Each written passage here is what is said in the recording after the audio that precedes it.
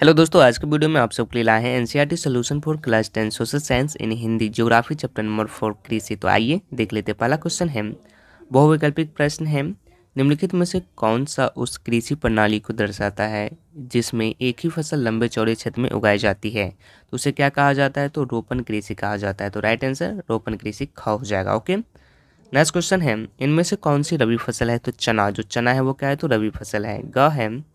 तीसरा है, इनमें से कौन सी एक फलीदार फसल है? तो दालें, जो दालें है वह फलीदार फसल है।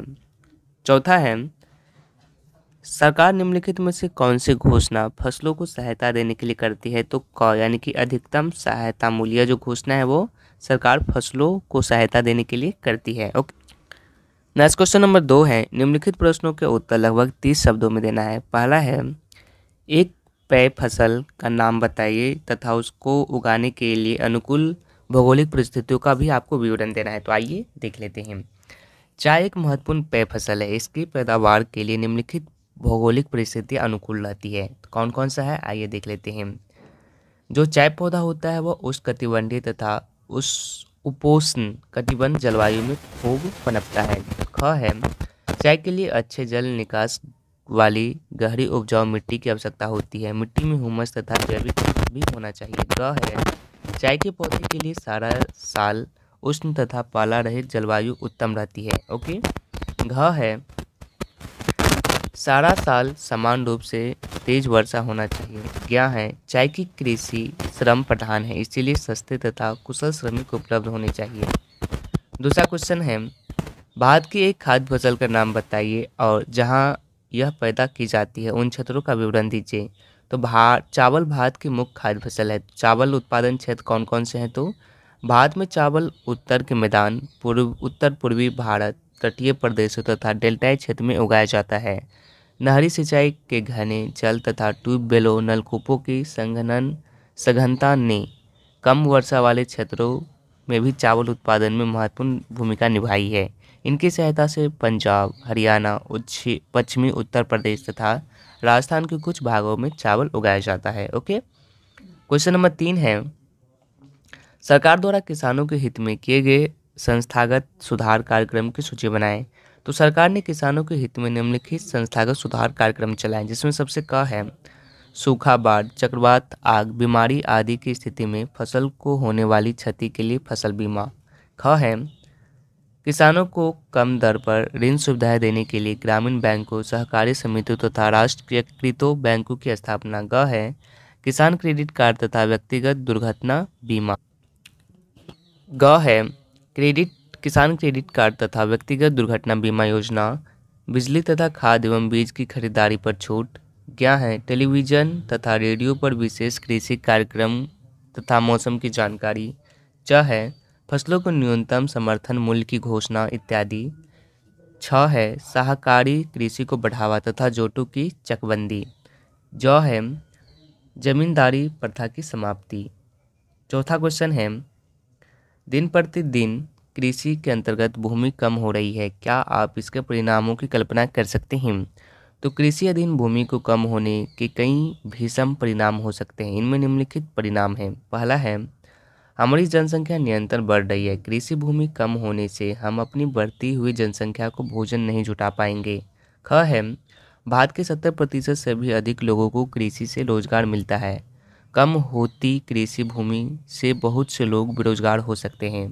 ग है, कृषि हमारी राष्ट्रीय आय का मुख्य स्रोत है। कृषि भूमि में कमी से हमारी राष्ट्रीय आय कम हो सकती है, जिसका हमारी अर्थव्यवस्था पर बुरा प्रभाव पड़ेगा।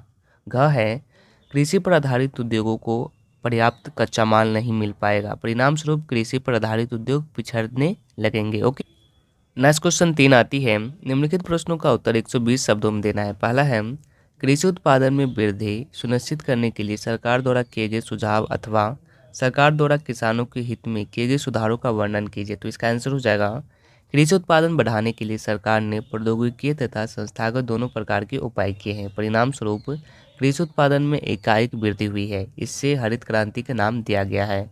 इस प्रकार पशु नस्ल सुधार तथा पौष्टिक चारे फसलों के उत्पादन से दुग्ध उत्पादन भी कई गुना बढ़ गया है।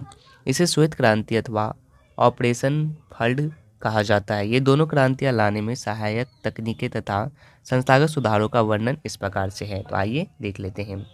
क है प्रौद्योगिकी यानी तकनीकी सुधार। रहट का स्थान जल पंप ने तथा हल का स्थान मशीनी टिल्लर ने लिया है।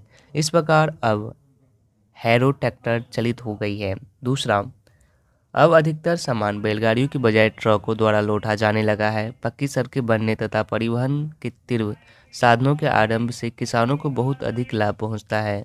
अभी अपना कृषि उत्पादन मंडियों में ले जाने लगे हैं। तीसरा है सिंचाई की नई विधिया का प्रचलन हुआ है। इसमें ड्रिप सिंचाई तथा छिड़काव सिंचाई प्रमुख है। चौथा है भूमि की उर्वरता को बढ़ाने के लिए उर्वरकों का प्रयोग बढ़ गया है। अब उर्वरकों के साथ साथ जैव खादों का भी प्रयोग होने लगा है। पांचवा है उत्तम किस्म के बीजों का विकास किया गया है। ये बीज अधिक उत्पादन देते हैं तथा इससे प्राप्त फसल जल्दी तैयार होती है। इन सब प्रौद्योगिकी सुधारों ने 1960 से 1970 के बीच हरित क्रांति को जन्म दिया है। ओके, तो कुछ संस्थागत सुधार है, आइए इसे जानते हैं।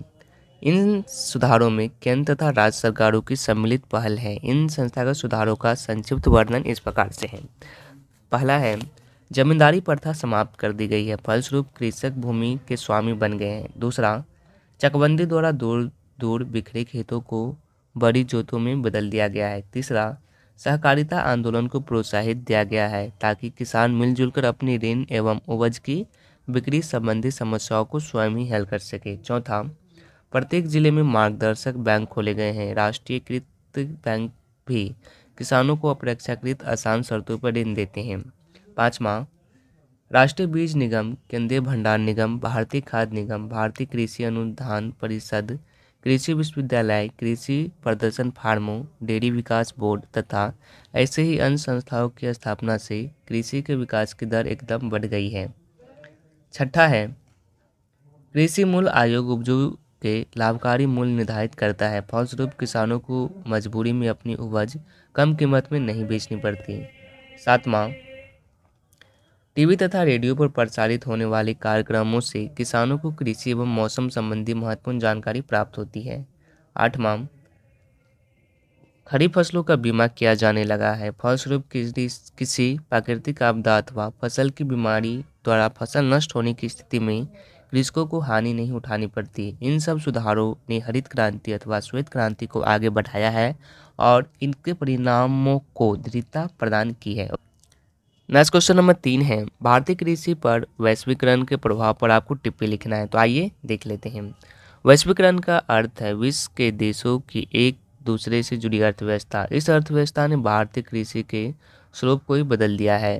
भारतीय कृषि पर इसके प्रभावों का वर्णन इस प्रकार से है, जिसमें क है भारत की निर्वाह कृषि ने व्यापारिक कृषि का रूप धारण कर लिया है। आज भारतीय किसान उसी फसल के उत्पादन पर बल देता है जिससे उसे अधिकतम लाभ प्राप्त हो सके। ख है कृषि उत्पादन बढ़ाने के लिए नई तकनीकों का प्रयोग होने लगा है। नई तकनीकों द्वारा भारत में मिट्टी एवं जलवायु के अनुकूल दशाओं का पूरा लाभ उठाया जा रहा है।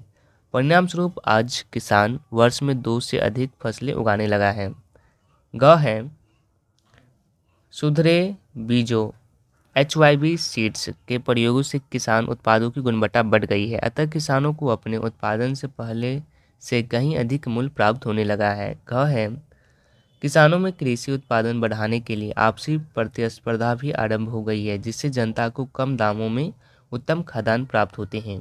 ज्ञ है वैश्वीकरण के परिणाम स्वरूप हमारे कृषि उत्पादों के विदेशी व्यापार में वृद्धि हुई है, अतः आज हम दूसरे देशों से पर्याप्त पूंजी अर्जित करने लगे हैं। च है कृषि का बड़े पैमाने पर मशीनीकरण किया गया है, जिससे प्रति हेक्टेयर उत्पादन में असाधारण वृद्धि हुई है।